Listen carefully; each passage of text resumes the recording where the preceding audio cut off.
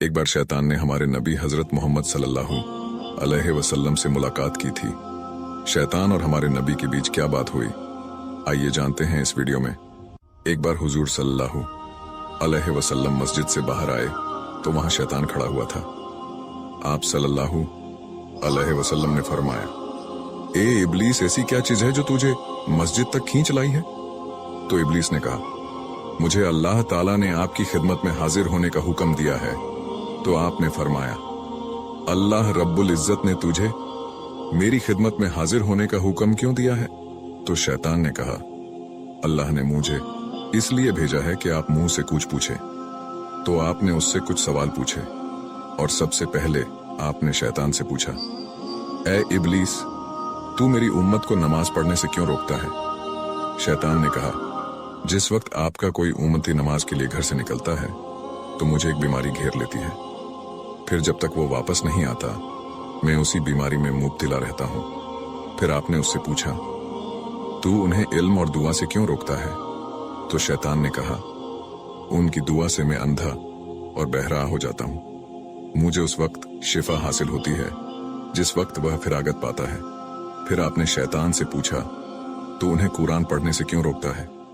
तो शैतान ने कहा, जब वह कुरान पढ़ते हैं तो मैं आग में पड़ा रहता हूँ। फिर आपने उस बदबख्त से पूछा, तो उन्हें जिहाद से क्यों रोकता है? तो शैतान ने कहा, जिस वक्त वह जिहाद के लिए निकलते हैं या जिहाद का इरादा करते हैं तो उस वक्त मेरे पैरों में जंजीर डाल दी जाती है जब तक वो वापस ना लौटे।